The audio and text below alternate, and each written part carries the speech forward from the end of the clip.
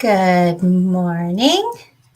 I am here live today, and we are going to talk about 10 tips on how to. I'm just getting going live right now, so I'm pushing all the buttons. I have stuff going on like all over the place. So today we're going to go over. Let's see if I'm live on Instagram too. So give me a second here. It's thinking.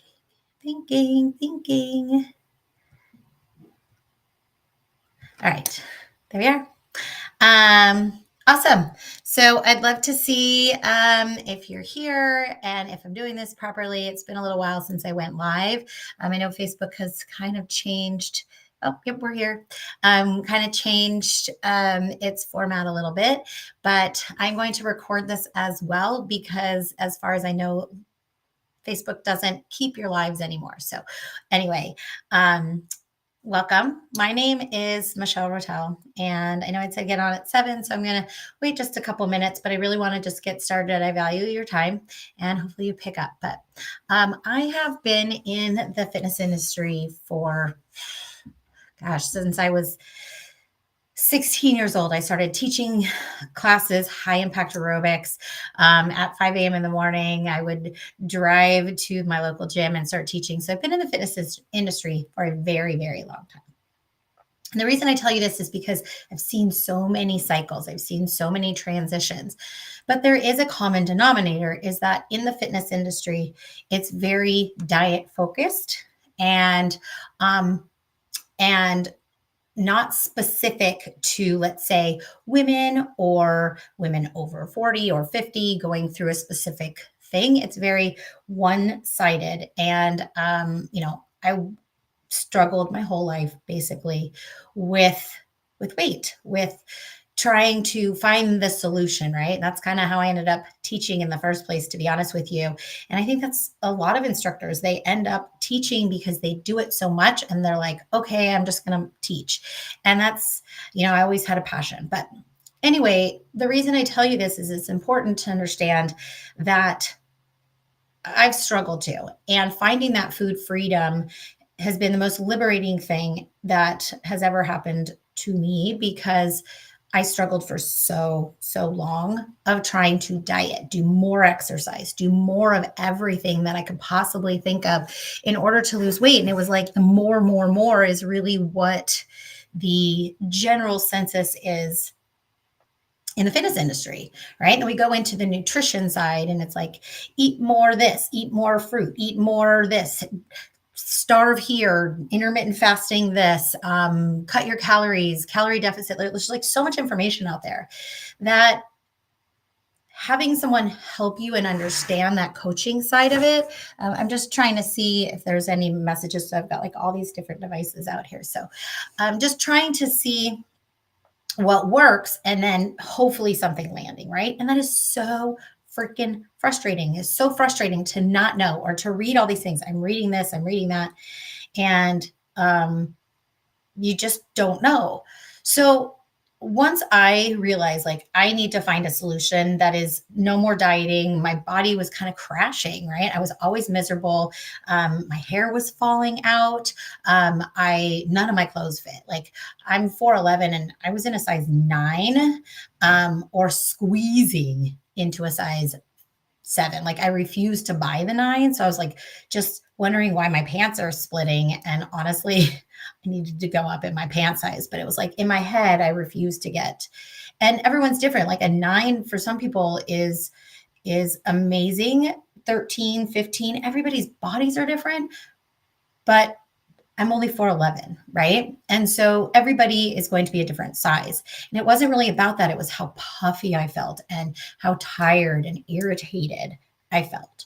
And so once I was able to say like, enough is enough, I'm going to do my own research. I'm going to go a different route and see what happens. And that's what led me to first yoga. I was doing everything so intense, is first finding yoga in a different way. It doesn't have to be meditating, and being able to take that philosophy off the mat in a way that was like being kinder. And it's not just like, I love my body. Like, you can love your body and want to do better, right? Um, and then we could say, I love my body, but then feel miserable because there's no changes happening and you still have all the symptoms, right? So I know that it can be controversial, but we can still have body positivity and still want better for our bodies, right? Not just how they look, but ultimately the why is, how do we feel? How are you feeling right now?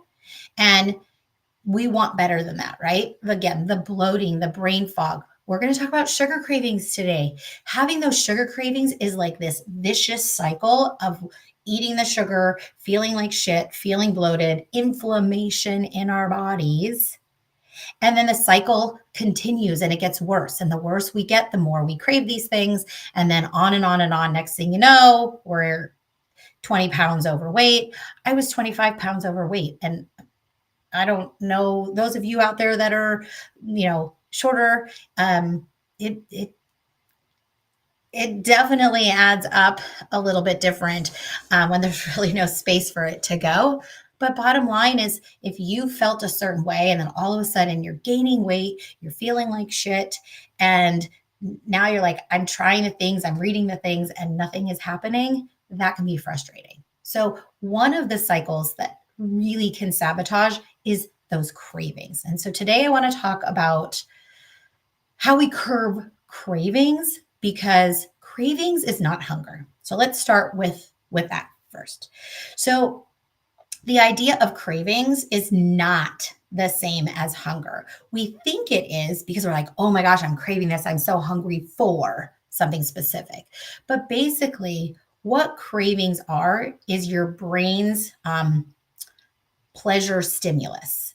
And what it does is an idea of increasing that dopamine in our body, very, very similar to like the addiction to cocaine, the addiction to, I don't know, shopping, the addiction to gambling, an addiction to something. You have an addiction to sugar or salt or fat or crunchy or something that increases your dopamine.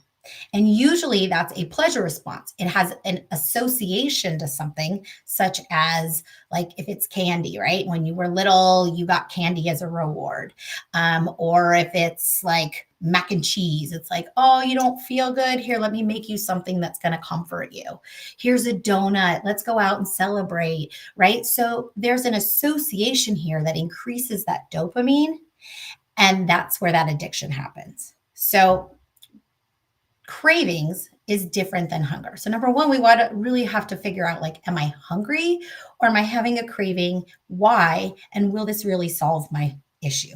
Okay. But let's talk about the 10 tips to curb our cravings, which is, why you're here, why you're watching, what you're here for, right? How do we curb those cravings? But before we talk about that, we need to understand the common causes. So the common causes of the sugar, again, is like that association can be stress in hormones, stress in your relationship, stress emotionally, boredom. All those things are different kinds of emotion or stress in our body. Hormone imbalance, maybe nutrient deficient. So we're going to kind of tap into all of these so that it makes more sense, right? Nutrient deficient. Maybe you're dehydrated. You can have cravings. Lack of sleep is a huge one. We'll discuss that one. Low blood sugar, big one.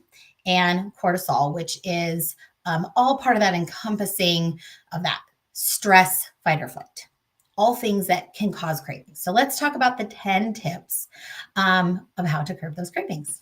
Okay. If you have questions, please comment. If you're watching this later, please message me or comment. I'll still answer them. But this is a great way to work together to understand how to not just curb these cravings, but how to live a lifestyle, how to change old habits or create new ones that are going to last and stick so that you find that food freedom and you're not having those cravings in the first place, right? So, number one, we talked about dehydration. So, tip number one, I'll type all this into our comments at the end. But tip number one is water. Drink more water. It fills our cells and fills our belly, right? It fills our mind to, to give you energy and will help with that dehydration, which ultimately will help curb your cravings. So, number one, drink water. Number two is meal prep. So, meal prep doesn't have to look like spend all day Sunday cooking everything.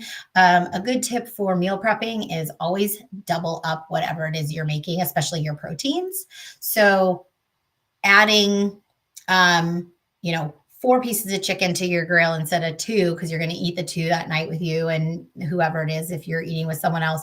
But meal prepping makes it easier that when you are hungry or having a craving, you can open the refrigerator, you can open the pantry, whatever it is, wherever your extras are, and it helps make it easier to resist the other things. Which leads me to avoiding triggers. If you don't have number 3, avoiding triggers, is if you don't have those certain foods in your pantry or in your refrigerator, in your freezer, frozen pizzas, whatever it is, then there is less chance of seeing those things, right? And the options are better. So if you have the meal prepping, you have the healthy food, awesome. But if you don't have those things in your house, if nobody else is eating that stuff, why is it in the house in the first place? Are you keeping it for a special occasion? Go get it on the special occasion. You can still eat these things. But again, it's about what our cravings are. So number 1 is water, if you just locked in. Number 2 is to meal prep, make it easier to resist by having the healthy options. Number 3 would be avoiding triggers. So, again, having those things, healthy things, and not the other things that maybe are the craving things that you would generally reach out to. Why are you putting yourself through that? If you're the one staring at it, no one else really cares about it, right? They're not eating it anyway. Why are you saving your leftovers? If you had your special occasion, leave it there. Leave it there. You're fine. I know you spent $50 on a dinner or whatever it is, but leave it there. It was for that moment. Move on. You don't need to keep it. Okay. Number 4, nutrition deficiency. So our bodies need carbs. If you're cutting all your carbs, you're cutting all your fat, or you're not eating at all for 16 hours in intermittent fasting, your body is nutrient deficient. It needs food. So what's it going to do? It wants the dopamine, right? We just talked about for those cravings. It wants something to give you that energy. And so it's going straight to sugar, fat, or salt. Those are the things that it does to increase that dopamine. So if you're eating a variety of foods throughout the day, you're going to be satisfied and you won't want those cravings. You won't want those, or you won't have the cravings and you won't want those other foods. Okay. Number 5, don't let yourself get hungry. Now, you don't have to have 7 snacks a day or 7 meals a day. Everyone's going to be a little bit different, but making sure that you're not hungry. And with that being said, it's okay to be a little hungry, right? And what I mean by that is sometimes we think, again, that cravings are hunger, and it's just like another half hour till we have to eat, right? So then you start eating things that probably because the brain fog is there and you're crashing. So you're like, I'm just going to eat this while I'm cooking, or I'm going to eat this before I go, or and even let's say a protein bar. I'm going to have a protein bar because I'm craving sugar. You're not even hungry. So let yourself get a little hungry. But again, eating every few hours will help that blood sugar from crashing. Okay. So there's that fine line of not letting yourself get hungry, right? But also waiting for that meal, whatever it is, right? So there's that. All right. Number 6, distraction. So distraction is kind of like avoiding a trigger, but sometimes distraction looks like I'm going to go for a walk. You want to calm the nervous system down. So cravings can actually scientifically go away within 20 to 30 seconds if your brain is distracted, right? We can't think of two things at once. Like you can go ahead and try it. And that's why breathing is such a great technique is if you're focusing on your breathing, the in and the out at that very moment, that's all you're thinking about. Give it a try. Literally right this moment, close your eyes. Give it a try. Inhale. Think about the breath going through the nose. Think about the breath going through the body. Think about the breath going down into the belly. And then exhale. If you're just thinking about one specific thing, we cannot multitask. It is a proven fact that we cannot multitask. So if you find a distraction, walking, call a friend, journal, you know what? Or maybe a distraction is grab some water. Go to number 1, dehydration. Grab some water, right? So that is a great one as well. So let's move on. Okay. Number 7. Number 7 is add more protein. So protein helps stabilize blood sugar and helps with late night snacking.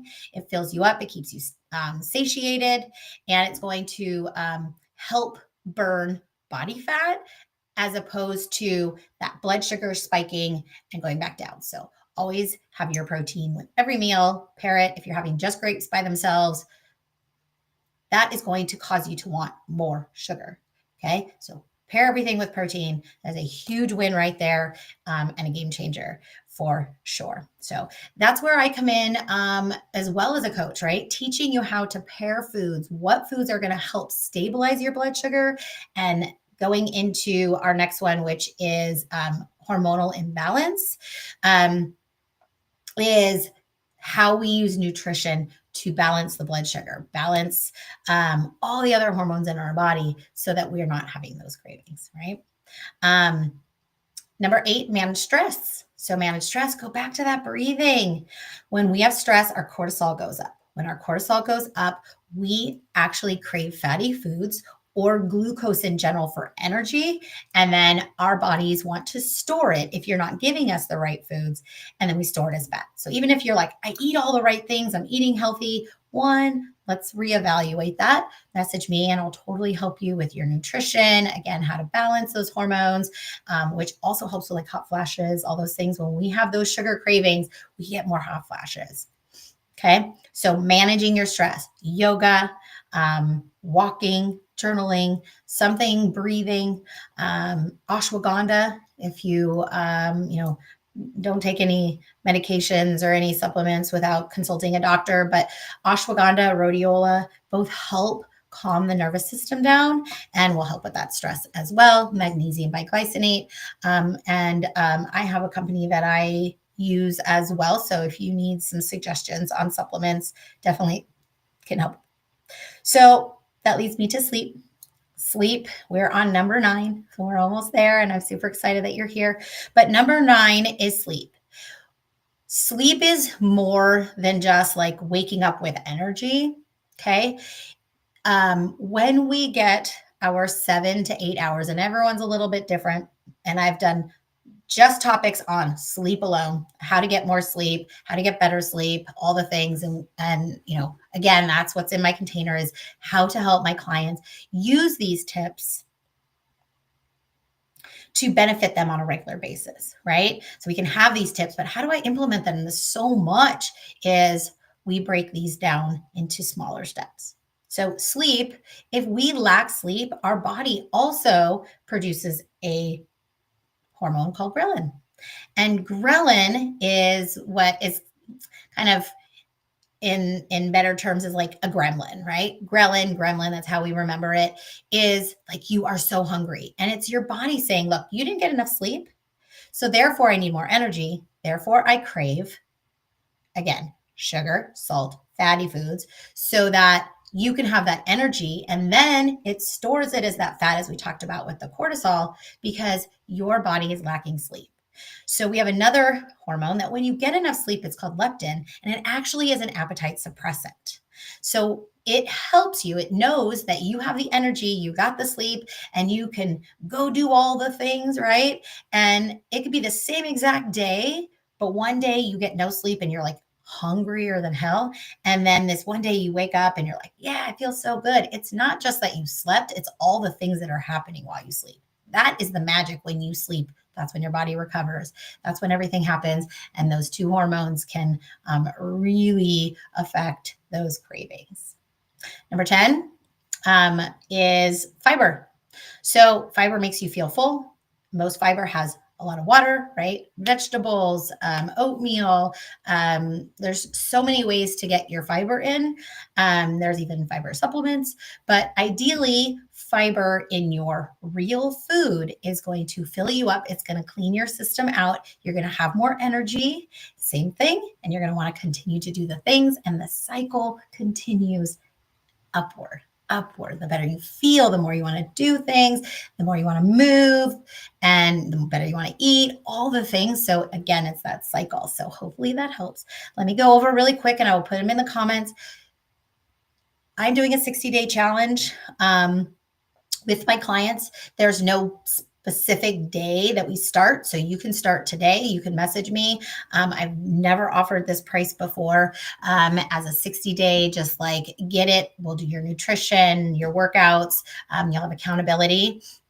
Or if you want more specific one-on-one, I offer one-on-one, really connected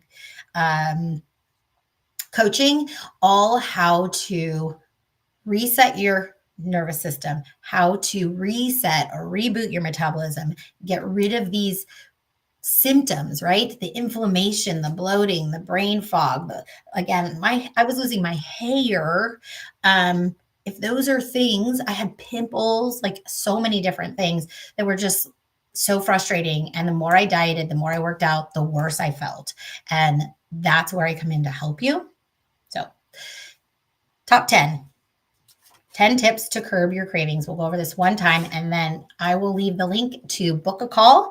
And we can go even into our 60-day challenge, or if you want more one-on-one premium coaching, I got you there too. So number 1, water. Number 2, meal prep. Number 3, variety of foods. Number 4, don't let yourself get hungry, but there's that fine line of it's okay to wait a few minutes. All right. Distraction. Avoid your triggers. Clean your pantry out. Number 7, more protein. Number 8, manage your stress. Number 9, sleep. Number 10, fiber. With that being said, if you have any questions, please feel free to message me.